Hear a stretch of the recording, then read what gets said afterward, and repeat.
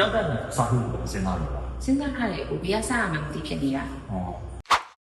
ကိုဘေးရလေကြောက်ခက်စီကြီးကလည်းနှစ်တည်ပဲကြာပြီပေါ့နော်တစ်ပတ်ကို3ချိန်နဲ့တစ်ချိန်ကို4နိုင်လောက်ကြာတယ်အဲ့တော့နေ့ရက်တိုင်းကဒါလည်းစိတ်သက်သာနေတယ်ချင်းကုန်နေလို့ဖြစ်နေတာပေါ့အမေရဲ့အိမ်မက်တွေကကြာတော့လေမိသားစုနဲ့အတူချင်းကြီးဖြောင်းကျင်တယ်ခီးတွေတွားကျင်တယ်အလုပ်တွေပြန်လုပ်ကျင်တယ်အဲ့ဟာကြီးကကိုကအခုကြောက်ခက်စီနေရတာနဲ့သူအိမ်မက်တွေကဝေးဖြစ်နေတာပေါ့နော် ခိုင်းကြောက်တဲ့စာထုတ်ကိုစဉ်းစားလို့ပါ စဉ်းစားထားတယ်ကိုဘေးကစားရမှမသိဖြစ်နေတာ ဟောကြောက်တဲ့စာထုတ်မှဆိုရင်တော့ပထမဆုံးရှင်းချမှာပေါ့ အဲ့လိုရှင်းရဘယ်လိုမျိုးတွေကလူလို့ရလဲအခု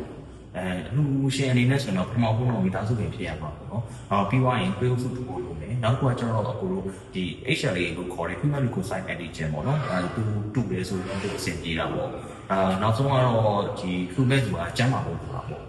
စိတ်ကတော့ဘယ်နည်းလောက်ကြီးတက်ရနိုင်လဲ ဆေးရုံကတော့ဒီလူရှင်အနေနဲ့ကတော့တစ်ပတ်လောက်တက်ဖို့လုပ်မယ်။ဒီလူနာအနေနဲ့ဆိုရင်တော့တစ်ပတ်ကနေ10ရက်ကြာလောက်တော့ဆေးရုံတက်ဖို့လိုတာပေါ့နော်။ နိုင်ငံခြားမှာတွားလို့ရဆိုလို့ဖြစ်နေတော့အဲ့ဒီနိုင်ငံမှာဘယ်လောက်ကြာနေရတဲ့နေအခု နိုင်ငံခြားမှာတော့လုပ်မယ်ဆိုရင်တော့လူနာကတော့ဒီနိုင်ငံခြားမှာပေါ့နော်နှစ်ပတ်လောက်နေရနိုင်တယ်အလှရှင်ကတော့ဒီ3ဘက်ကနေပြီး4ဘက်လောက်နိုင်ငံခြားမှာနေဖို့လုပ်မယ် ကုန်ကျစရိတ်ကဘယ်လောက်ကြီးရှိတယ်အခု ကုန်ကျစရိတ်အနေနဲ့ဆိုရင်တော့ဒီအိန္ဒိယနိုင်ငံမှာတွားပြီးတော့ကြောက်တဲ့အစားထိုးလုပ်မယ်ဆိုရင်တော့ US ဒေါ်လာ1300ကနေပြီး1600ကျတော့ကြာတယ်ခံပြီး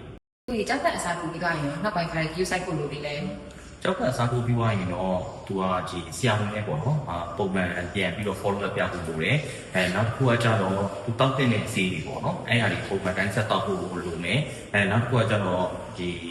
ကျမ်းမာဆိုတာပေါ့နော်ဒီစားသောက်နေထိုင်လို့လိုပါပေါ့နော်နောက်တစ်ခုကကျတော့ရေးပေါ်အခြေအနေတွေဖြစ်လာတယ်ဆိုရင်တော့ချက်ချင်းဆရာဝန်နဲ့ပြန်ပြဖို့လိုပဲပေါ့နော်ဘယ်လိုမျိုးလဲဆိုတဲ့အခါကျတော့အဖျားကြီးတဲ့ကိစ္စတို့ချက်တွေရောင်းလာတာတို့ခွဲစိတ်ထားတဲ့နေရာကနီရန်လာပြီးရောင်ရမ်းလာတာတို့တွေရှိတယ်ပေါ့နော်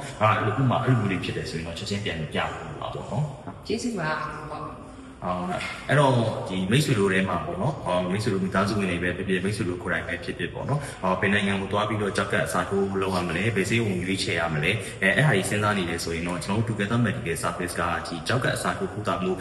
ခီးစဉ်တစ်လျှောက်ကို one stop service အနေနဲ့ကူညီဖို့အသင့်ပါပဲခင်ဗျာ